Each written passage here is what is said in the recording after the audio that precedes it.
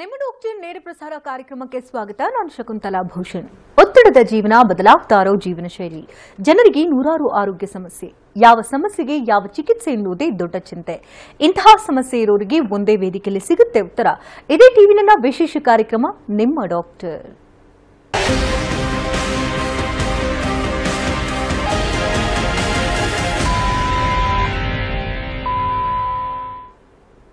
ಬದಲಾಗ್ತಾ ಇರುವಂತಹ ಜೀವನ ಶೈಲಿ, ಅನುಚಿತ ಆಹಾರ ಕ್ರಮ ಹಾಗೂ ಪ್ರಕೃತಿಯಲ್ಲಿ ಆಗ್ತಾ ಇರುವಂತಹ ಬದಲಾವಣೆಯಿಂದ ಅನೇಕ ರೀತಿಯ ಆರೋಗ್ಯ ಸಮಸ್ಯೆಗಳು ಪ್ರತಿಯೊಬ್ಬರನ್ನ ಕಾಡ್ತಾ ಇದೆ. ಅದರಲ್ಲೂ ಪ್ರಮುಖವಾಗಿ ಚಳಿಗಾಲದಲ್ಲಿ ಉಲ್ಬಣಗೊಳ್ಳುವಂತಹ ಅಸ್ತಮಾ ಮತ್ತು ಅಲರ್ಜಿ ಚಿಕಿತ್ಸೆ ಯಾವ ರೀತಿ ಮಾಡಬೇಕು, ಈ ಅಸ್ತಮಾ ಅಂತ ಅಂದ್ರೆ ಯಾವ ಕಾರಣಗಳಿಂದ ಇದು ಬರುತ್ತೆ, ಇನ್ನು ಅಲರ್ಜಿ ಅಂತ ಅಂದ್ರೆ ಏನು, ಯಾವ ಕಾರಣಕ್ಕಾಗಿ ಅಲರ್ಜಿ ಉಂಟಾಗುತ್ತೆ, ಕೆಲವರಿಗೆ ಆಹಾರದಲ್ಲಿ ಅಲರ್ಜಿ ಇರುತ್ತೆ, ಜೊತೆಗೆ ಪ್ರಕೃತಿಯಲ್ಲಿ ಏನಾದರೂ ಓಡಾಡುವಂತ ಸಂದರ್ಭದಲ್ಲಿ ಡಸ್ಟ್ ಇಂದ ಕೂಡ ಅಲರ್ಜಿ ಆಗುತ್ತೆ, ಯಾವುದಾದ್ರೂ ಸ್ಮೆಲ್ ಇಂದ ಕೂಡ ಅಲರ್ಜಿ ಆಗುತ್ತೆ. ಈ ಅಲರ್ಜಿಗೆ ಚಿಕಿತ್ಸಾ ವಿಧಾನ ಹೇಗೆ, ಆಹಾರ ಕ್ರಮ ಹೇಗಿರಬೇಕು, ಜೀವನ ಶೈಲಿ ಯಾವ ರೀತಿ ಇರಬೇಕು, ಇನ್ನು ಚಿಕಿತ್ಸೆಯನ್ನ ಯಾವ ರೀತಿ ಪಡೆದುಕೊಳ್ಬೇಕು, ಹೋಮಿಯೋಪತಿಯಿಂದ ಯಾವ ರೀತಿ ಕ್ಯೂರ್ ಆಗುತ್ತೆ, ಇದೆಲ್ಲದರ ಬಗ್ಗೆ ಮಾಹಿತಿಯನ್ನು ಕೊಡೋದಕ್ಕೆ ನಮ್ಮ ಹೋಮಿಯೋಪತಿ ವೈದ್ಯರಾಗಿರ್ತಕ್ಕಂಥ ಡಾಕ್ಟರ್ ಪ್ರಶಾಂತ್ ಆಲ್ಗೂಡ್ ಅವರು ನಮ್ಮೊಂದಿಗಿದ್ದಾರೆ. ಬನ್ನಿ ಅವ್ರನ್ನ ಕಾರ್ಯಕ್ರಮಕ್ಕೆ ವೆಲ್ಕಮ್ ಮಾಡೋಣ. So welcome to the show. ನಮಸ್ತೆ. ಚಳಿಗಾಲ ಆದ್ರೂ ಈ ಸಂದರ್ಭದಲ್ಲಿ ಅಸ್ತಮಾ ಮತ್ತೆ ಅಲರ್ಜಿಯಿಂದ ಯಾರೆಲ್ಲ ಬಳಲ್ತಾ ಇರ್ತಾರೋ ಅವ್ರಿಗೆ ರೋಗ ಉಲ್ಬಣ ಆಗುವಂತ ಸಮಯ ಅಂತ ಹೇಳ್ಬೋದು. ಸೊ ಮೊದಲಿಗೆ ಅಲರ್ಜಿ ಬಗ್ಗೆ ಮಾತನಾಡೋಣ. ತುಂಬಾ ಜನರಿಗೆ ಅಲರ್ಜಿ ಅಂತ ಅಂದ್ರೆ ಯಾವ ರೀತಿ ಉಂಟಾಗುತ್ತೆ ಅನ್ನೋದು ಗೊತ್ತಾಗೋದಿಲ್ಲ. ಒಂದ್ ರೀತಿ ಕಿರಿಕಿರಿ ಉಂಟಾಗ್ತಾ ಇರುತ್ತೆ.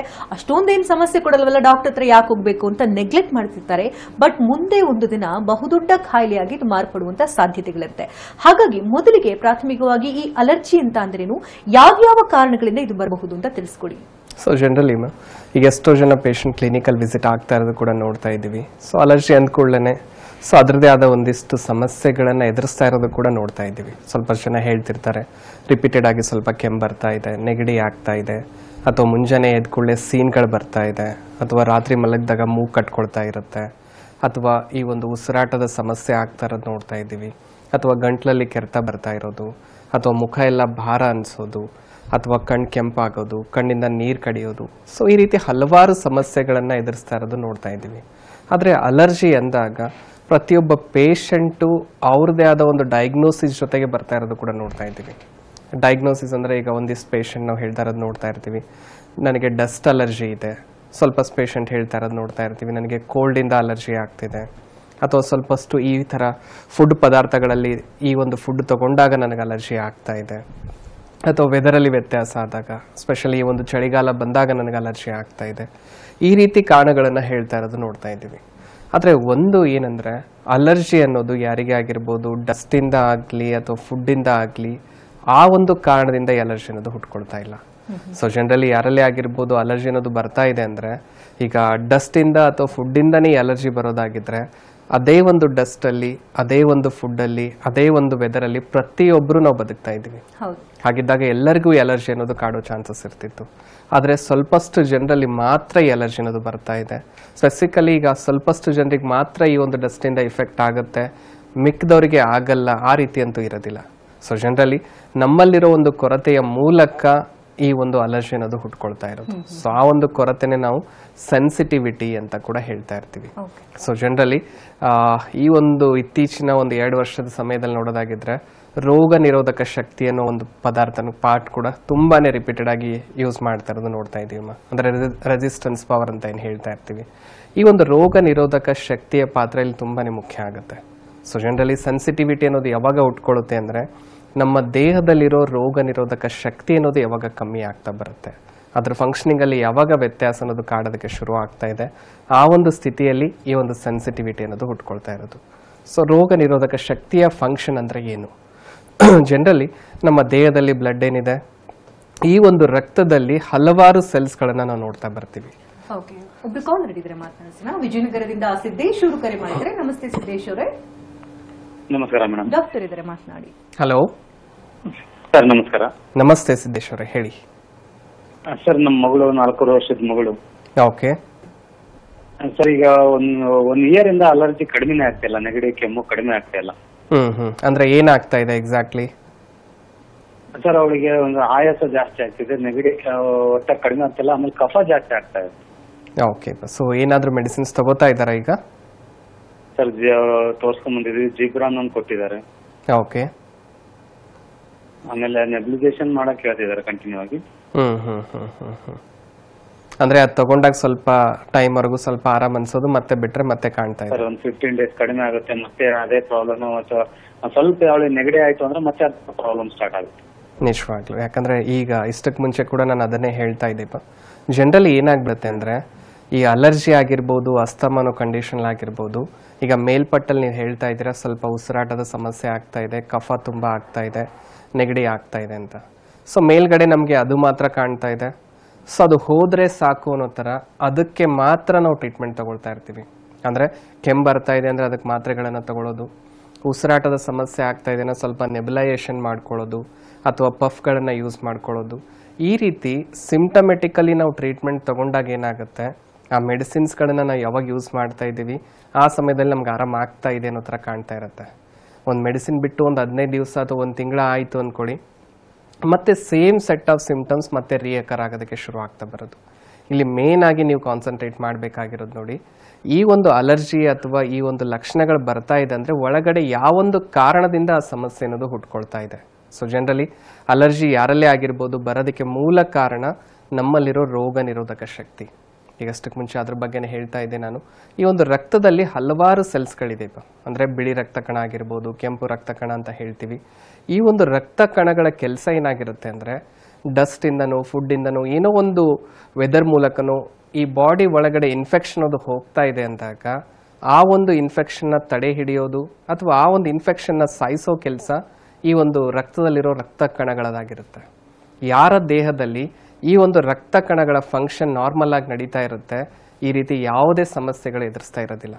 ಯಾರ ದೇಹದಲ್ಲಿ ಇದೇ ರಕ್ತ ಕಣಗಳ ಫಂಕ್ಷನ್ ದಿನೇ ದಿನೇ ಕಮ್ಮಿ ಆಗ್ತಾ ಬರ್ತಾ ಇದೆ, ಆ ಒಂದು ಸಮಯದಲ್ಲಿ ಏನಾಗ್ಬಿಡುತ್ತೆ, ಈ ಒಳಗಡೆ ದೇಹದಲ್ಲಿ ಏನು ಇನ್ಫೆಕ್ಷನ್ ಹೋಗ್ತಾ ಇದೆ ಹಾಗೆ ಉಳ್ಕೊಳ್ಳೋಕೆ ಶುರು ಆಗೋದು. ಆ ಉಳಿದಿರೋ ಇನ್ಫೆಕ್ಷನ್ನ ಮೂಲಕ ನಮಗೆ ಸಮಸ್ಯೆ ಅನ್ನೋದು ಕಾಡೋದಕ್ಕೆ ಶುರು ಆಗೋದು. ನಾವೇನು ಮಾಡ್ತೀವಿ, ಇಲ್ಲಿ ಸಮಸ್ಯೆಗೆ ಮಾತ್ರ ಟ್ರೀಟ್ಮೆಂಟ್ ತೊಗೊಂಡ್ಬಿಟ್ಟು ಆ ಒಳಗಡೆ ಮೂಲ ಕಾರಣ ಏನಿದೆ ಅದನ್ನು ಹಾಗೆ ಬಿಡ್ತಾ ಹೋಗ್ತೀವಿ. ಹಾಗಾಗಿ ಈ ಸಮಸ್ಯೆ ರಿಪೀಟೆಡ್ ಆಗಿ ಬರೋದ್ರ ಜೊತೆಗೆ ದಿನಗಳು ಕಳೀತಾ ಹೋದಷ್ಟು ಕಾಯಿಲೆ ಕೂಡ ಬೆಳೀತಾ ಹೋಗ್ತಾ ಬರುತ್ತೆ. ಆದರೆ ನಮ್ಮ ಹೋಮಿಯೋಪತಿಯಲ್ಲಿ ಮೇನ್ ಆಗಿ ನಾವಿಲ್ಲಿ ಕಾನ್ಸಂಟ್ರೇಟ್ ಮಾಡ್ತಾ ಇರೋದು ಒಳಗಡೆ ಮೂಲ ಕಾರಣ ಏನಿದೆ, ರೋಗ ನಿರೋಧಕ ಶಕ್ತಿ ಏನಿದೆ ಅದನ್ನು ಸರಿಪಡಿಸುವಲ್ಲಿ ಇಲ್ಲಿ ಹೆಲ್ಪ್ ಮಾಡ್ತಾ ಇದ್ದೀವಿ. ಅದರಲ್ಲೂ ಹೋಮಿಯೋಪತಿಯಲ್ಲಿ ಯಾವುದೇ ರೀತಿ ಕೆಮಿಕಲ್ಸ್ ಆಗಲಿ ಆ್ಯಂಟಿಬಯೋಟಿಕ್ಸ್ ಅನ್ನೋದಾಗಲಿ ಇರೋದಿಲ್ಲ. ಒಂದು ನ್ಯಾಚುರಲ್ ಮೆಡಿಕೇಷನ್ ಮೂಲಕನೇ ಇರೋ ಒಂದು ಸಮಸ್ಯೆನ ಬುಡ ಸಮೇತ ತೆಗೆದು ಹಾಕೋದ್ರ ಜೊತೆಗೆ ಟ್ರೀಟ್ಮೆಂಟ್ ಅನ್ನೋದು ಕಂಪ್ಲೀಟ್ ಆದಮೇಲೆ ಮತ್ತೆ ಆ ಕಾಯಿಲೆ ತಿರುಗಿ ಬರಬಾರ್ದು ಅನ್ನೋ ಒಂದು ಸ್ಥಿತಿಗೆ ತೊಗೊಂಡು ಹೋಗೋ ಕೂಡ ಹೆಲ್ಪ್ ಆಗ್ತಾ ಇದೆ. ಸೊ ಒಂದ್ಸಲ ಬಂದು ಭೇಟಿಯಾಗಿ ಎಕ್ಸಾಮಿನೇಷನ್ ಮೂಲಕ ಫಸ್ಟ್ ತಿಳ್ಕೊಳ್ಳೋಣ ಕಾಯಿಲೆ ಯಾವೊಂದು ಹಂತಕ್ಕೆ ತಲುಪಿದೆ, ಯಾವ ರೀತಿ ಟ್ರೀಟ್ಮೆಂಟ್ನ ಅಗತ್ಯ ಇದೆ, ಮತ್ತು ಏನು ಸಮಯ ಬೇಕಾಗ್ಬೋದು ಅದನ್ನು ಸರಿಪಡಿಸೋದಕ್ಕೆ. ಈ ಎಲ್ಲ ಕ್ಲಿಯರ್ ಆಗಿ ಮಾಹಿತಿ ಅನ್ನೋದು ಕೊಡೋದ್ರ ಜೊತೆಗೆ ಒಂದು ಒಳ್ಳೆ ಟ್ರೀಟ್ಮೆಂಟ್ ಪ್ರೊವೈಡ್ ಮಾಡೋದ್ರಲ್ಲೂ ಕೂಡ ಹೆಲ್ಪ್ ಮಾಡ್ತೀವಿ ಅಂತ ತಿಳಿಸ್ಬೋದು ನೋಡಿ. ಸಿದ್ದೇಶ್ವರ ಕರೆ ಮಾಡೋದಕ್ಕಾಗಿ ಈಗ ಹೇಳ್ತಾ ಇದ್ರಿ ಈಗಷ್ಟೇ ನೀವು, ಅಂದರೆ ಫುಡ್ಡಿಂದ ಅಲರ್ಜಿ ಆಗುತ್ತೆ, ಹೊರಗಡೆ ಒಂದೊಂದು ಸಂದರ್ಭದಲ್ಲಿ ಡಸ್ಟಿಂದ ಅಲರ್ಜಿ ಆಗುತ್ತೆ, ಕೆಲವ್ರಿಗೆ ಒಂದು ಸ್ಮೆಲ್ ಕಂಡ್ರು ಕೂಡ ಆಗ್ತಾ ಇರೋದಿಲ್ಲ. ಅಂದರೆ ದೇಹ ಪ್ರಕೃತಿ ಕೂಡ ಇಲ್ಲಿ ಇಂಪಾರ್ಟೆಂಟ್ ಆಗುತ್ತೆ. ಸೊ ಅದಕ್ಕೆ ಅನುಗುಣವಾಗಿ ನೀವು ಟ್ರೀಟ್ ಮಾಡ್ತಾ ಹೋಗ್ತೀರಾ, ಹೇಗೆ ಇದು, ಅಥವಾ ಜೀವನ ಪರ್ಯಂತ ಇದಕ್ಕೆ ಟ್ರೀಟ್ಮೆಂಟ್ ತಗೊಳ್ತಾನೆ ಇರಬೇಕಾ, ಏನು ಹೇಳ್ತೀರಿ? ನಿಜವಾಗ್ಲೂ, ಯಾಕಂದರೆ ಈಗ ಕಾಲರ್ ಹೇಳಿದಾಗ ನೀವು ಕೇಳಿರ್ಬೋದು, ಟ್ರೀಟ್ಮೆಂಟ್ ತಗೊಂಡಾಗ ಸಮಸ್ಯೆ ಅನ್ನೋದು ಸ್ವಲ್ಪ ಮಟ್ಟಿಗೆ ಕಮ್ಮಿ ಆಗ್ತಾ ಇದೆ, ಮತ್ತೆ ತಿರುಗಿ ಬರ್ತಾ ಇದೆ. ಸೊ ಇದು ತಿರುಗಿ ಬರ್ತಾ ಇದೆ ಅನ್ನೋ ಒಂದು ಕಂಡೀಷನ್ ಯಾವಾಗ ಆಗುತ್ತೆ ಅಂದರೆ ನಾವು ಮೂಲ ಕಾರಣನ ಹಾಗೆ ಬಿಡ್ತಾ ಇದ್ದೀವಿ ಅಂದಾಗ ಕಾಯಿಲೆ ಮತ್ತೆ ಮತ್ತೆ ತಿರುಗಿ ಬರೋದಕ್ಕೆ ಶುರು ಆಗುತ್ತೆ. ಹಾಗಾಗಿನೇ ಹೋಮಿಯೋಪತಿಯಲ್ಲಿ, ಎಸ್ಪೆಷಲಿ ನಮ್ಮ ಹೋಮಿಯೋಪತಿಯಲ್ಲಿ ನಾವು ನಾನೋ ಜೆನೆಟಿಕ್ ಕಾನ್ಸ್ಟಿಟ್ಯೂಷನಲ್ ಹೋಮಿಯೋಪತಿ ಅಂತ ಹೇಳ್ತೀವಿ. ಅಂದರೆ individual person to person differ ಆಗುವಂಥ ಒಂದು ಮೆಡಿಕೇಶನು. ಈಗ ಒಬ್ಬರಿದ್ದಂಗೆ ಇನ್ನೊಬ್ರು ಇರೋಕ್ಕೆ ಸಾಧ್ಯನೇ ಇಲ್ಲ ಅಂದಾದ್ಮೇಲೆ ಅವರಿಗೆ ಅವರ ಬಾಡಿಗೆ ಅನುಗುಣವಾಗುವಂಥ ಒಂದು ಮೆಡಿಕೇಶನ್ ನಾವು ಪ್ರೊವೈಡ್ ಮಾಡ್ತಾ ಬಂದಲ್ಲಿ ಇರೋ ಒಂದು ಸಮಸ್ಯೆನ ಬುಡ ಸಮೇತ ತೆಗೆದುಹಾಕೋದಕ್ಕೆ ಹೆಲ್ಪ್ ಆಗುತ್ತೆ. ಸೊ ಆ ರೀತಿ ಒಂದು ಚಿಕಿತ್ಸೆನೇ ಈಗ ನಮ್ಮ ಹೋಮಿಯೋಪತಿಯಲ್ಲಿ ಪ್ರೊವೈಡ್ ಮಾಡ್ತಾ ಇರೋದು. ಅದರಲ್ಲೂ ಈ ಥರ ಒಂದು ಸೆನ್ಸಿಟಿವಿಟಿ ಅನ್ನೋದು ದೇಹದಲ್ಲಿ ಬೆಳೀತಾ ಬಂದಲ್ಲಿ ಜನರಲಿ 2 ರೀತಿಯ ಮೇಜರ್ ಸಮಸ್ಯೆಗಳು ಪೇಷಂಟ್ಸ್ ಎದುರಿಸ್ತಾ ಇರೋದು ನೋಡ್ತಾ ಇದ್ದೀವಿ. ಒಂದು, ಚರ್ಮದ ಮೇಲೆ ಅದ್ರ ಇಫೆಕ್ಟ್ ಆಗೋದಕ್ಕೆ ಶುರು ಆಗೋದು. ಎರಡನೇದಾಗಿ ಬಂದ್ಬಿಟ್ಟು ಈ ಒಂದು ರೆಸ್ಪಿರೇಟರಿ ಸಿಸ್ಟಮ್ಗೆ ಇಫೆಕ್ಟ್ ಮಾಡುವಂಥದ್ದು. ಈಗ ಚರ್ಮದ ಮೇಲೆ ಅಥವಾ ಸ್ಕಿನ್ಗೆ ಅದು ಇಫೆಕ್ಟ್ ಮಾಡ್ತಾ ಇದೆ ಅಂದಾಗ ಕಾಮನ್ ಆಗಿ ಸಫರ್ ಆಗುವಂತ ಒಂದು ಸಮಸ್ಯೆ ನಾವಿಲ್ಲಿ ನೋಡ್ತಾ ಇರೋದು ಅಂದ್ರೆ ಅಲರ್ಜಿಕ್ ಆರ್ಟಿಕೇರಿಯಾ ಅಂತ ಹೇಳ್ತೀವಿ ನಾವು. ಸೊ ಈ ಒಂದು ಆರ್ಟಿಕೇರಿಯಲ್ ರ್ಯಾಷಸ್ ಅನ್ನೋದು ಜನರಲಿ ಕಾಡ್ತಾ ಇದೆ ಅಂದಾಗ ಮೇಲ್ಪಟ್ಟಲ್ಲಿ ಸಮಸ್ಯೆಗಳು ನೋಡೋದಾಗಿದ್ರೆ ರಿಪೀಟೆಡ್ ಆಗಿ ಕೆಂಪದಾಗಿ ದದ್ದೆಗಳಾಗ್ತಾ ಇದೆ. ಆ ದದ್ದೆಗಳೆಲ್ಲ ಆಗ್ತಾ ಇದೆ, ಆ ಒಂದು ಭಾಗದಲ್ಲಿ ನವೆ ಅನ್ನೋದು ತುಂಬಾ ಕಾಣ್ತಾ ಇದೆ, ತುಂಬಾನೇ ಉರಿ ಕಾಣಿಸ್ಕೊಳ್ಳೋದಕ್ಕೆ ಶುರು ಆಗೋದು. ಅದ್ರ ಜೊತೆಗೆ ಇರಿಟೇಷನ್ ಕೂಡ ತುಂಬಾನೇ ಕಾಣ್ತಾ ಇರುತ್ತೆ. ಈ ತರ ಸಮಸ್ಯೆಗಳು ಕಾಡ್ತಾ ಬಂದಲ್ಲಿ ಜನರಲಿ ಯಾರೇ ಆಗಿರ್ಬೋದನೋ ಆ ತಕ್ಷಣಕ್ಕೆ ಅದು ಕಮ್ಮಿ ಆದ್ರೆ ಸಾಕು ಅನ್ನೋ ತರ ಒಂದಿಷ್ಟು ಮಾತ್ರೆಗಳನ್ನ ತಗೋತಾ ಇರ್ತೀವಿ.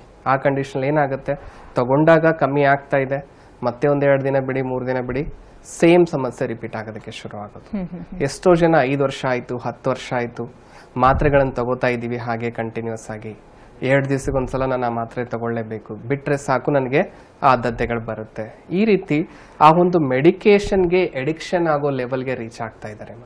ಇಲ್ಲಿ ಮೇನ್ ಆಗಿ ಕಾನ್ಸಂಟ್ರೇಟ್ ಮಾಡಬೇಕಾಗಿರೋದು ಬಾಡಿಯ ಮೇಲ್ಗಡೆ ಅಂದ್ರೆ ಸ್ಕಿನ್ ಅಲ್ಲಿ ಏನ್ ಕೆಂಪದಾಗಿ ದದ್ದೆಗಳು ಬರ್ತಾ ಇದೆ ಅಥವಾ ನವೆ ಬರ್ತಾ ಇದೆ ಅಂತಲ್ಲ, ಒಳಗಡೆ ಏನ್ ಕಾರಣ ಇದೆ ಅದನ್ನ ಸರಿಪಡಿಸಿದಾಗ ಕಾಯಿಲೆಯಿಂದ ಹೊರಬರಕ್ಕೆ ಸಾಧ್ಯ. ಇದೇ ವಿಚಾರವಾಗಿ ಇನ್ನಷ್ಟು ಮಾಹಿತಿಯನ್ನ ಪಡ್ಕೊಳ್ತೀನಿ. ಅಸ್ತಮಾ ಮತ್ತು ಅಲರ್ಜಿ ಸಮಸ್ಯೆಗಳ ಬಗ್ಗೆ ಮಾತನಾಡ್ತಾ ಇದ್ವಿ. ನಮ್ಮ ಹೋಮಿಯೋಪತಿಯ ವೈದ್ಯರಾಗಿರ್ತಕ್ಕಂಥ ಡಾಕ್ಟರ್ ಪ್ರಶಾಂತ್ ಅವರು ನಮ್ಮೊಂದಿಗಿದ್ದಾರೆ. ಇನ್ನಷ್ಟು ಮಾಹಿತಿಯನ್ನ ಪಡ್ಕೊಳ್ಳೋಣ.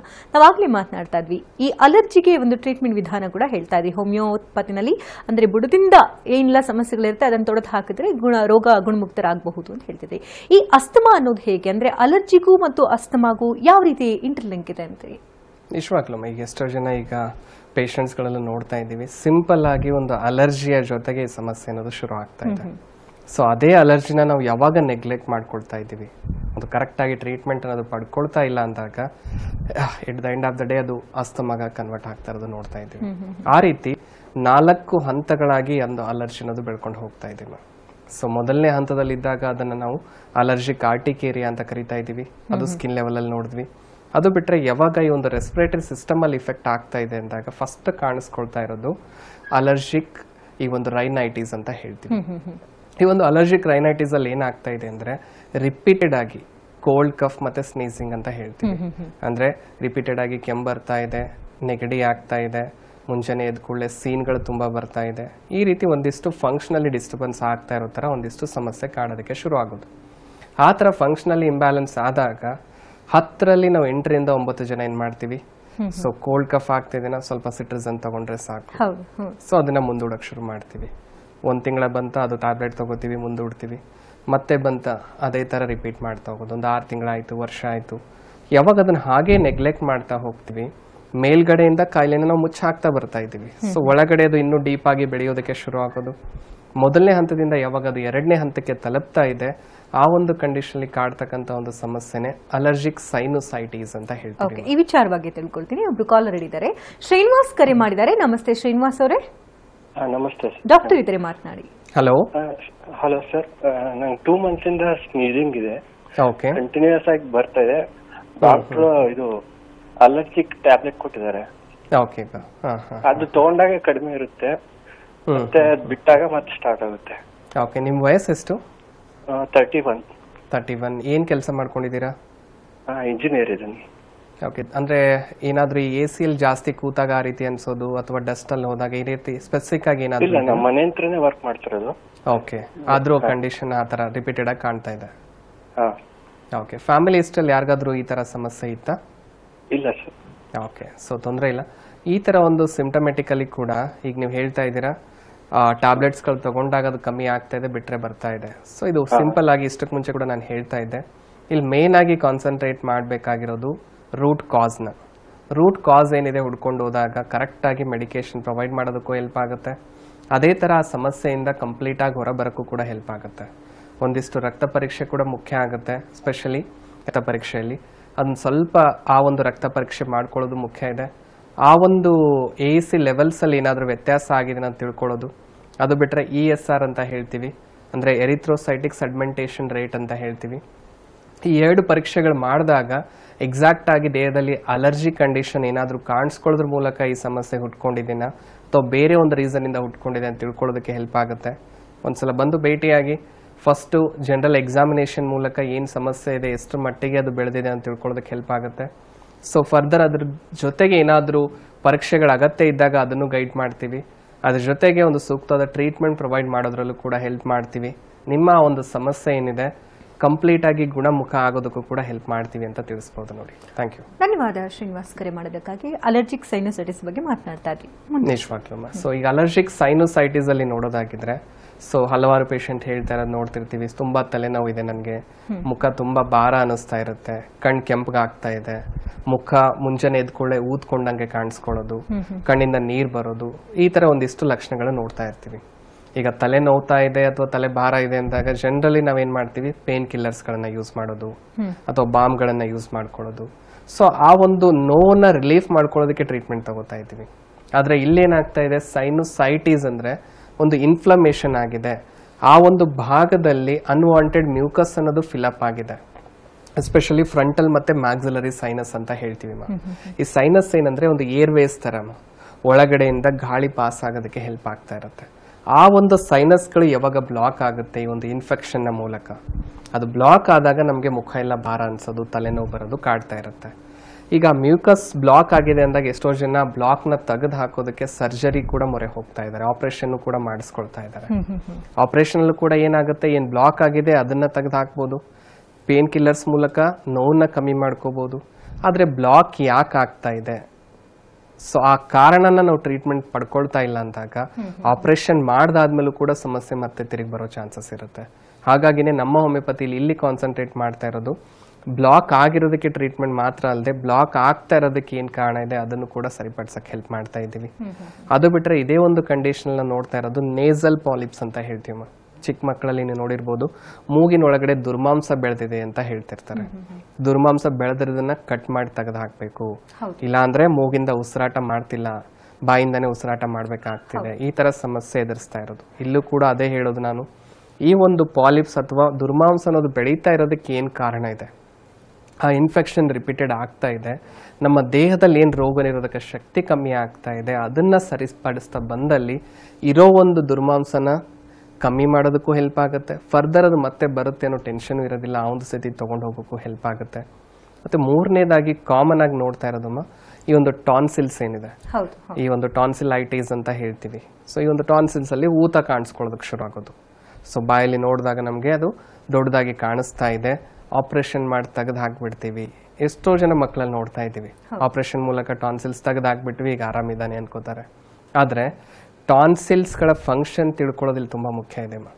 ನಮ್ಮ ದೇಹದಲ್ಲಿ ಟಾನ್ಸಿಲ್ಸ್ ಗಳ ಫಂಕ್ಷನ್ ಏನಾಗಿರುತ್ತೆ ಅಂದ್ರೆ, ಏನೇ ಒಂದು ಇನ್ಫೆಕ್ಷನ್ ದೇಹದ ಒಳಗಡೆ ಹೋಗ್ಬೇಕು ಅಂದ್ರೆ ಈ ಗಂಟ್ಲು ಮೂಲಕನೇ ಹೋಗ್ಬೇಕಾ. ಸೊ ಈ ಒಂದು ಟಾನ್ಸಿಲ್ಸ್ ಏನ್ ಮಾಡುತ್ತೆ, ಆ ಇನ್ಫೆಕ್ಷನ್ ಫರ್ದರ್ ಡೀಪರ್ ಪಾರ್ಟ್ಸ್ಗೆ ಹರಡದೇ ಇರೋ ತರ ನೋಡ್ಕೊಳ್ಳೋದಕ್ಕೆ ಅದು ಹೆಲ್ಪ್ ಮಾಡ್ತಾ ಇರೋದು. ಆ ತರ ಇರೋ ಒಂದು ಪಾರ್ಟ್ನೇ ನಾವು ಕಟ್ ಮಾಡಿ ತೆಗೆದು ಹಾಕ್ತಾ ಇದೀವಿ ಅಂದಾಗ ನಾವೇ ಒಂದು ದಾರಿ ಮಾಡಿಕೊಡ್ತಾ ಇದೀವಿ ಇನ್ಫೆಕ್ಷನ್ನ ಇನ್ನೂ ಡೀಪರ್ ಪಾರ್ಟ್ಸಿಗೆ ಹೋಗಿ ಇಫೆಕ್ಟ್ ಮಾಡೋದಕ್ಕೆ.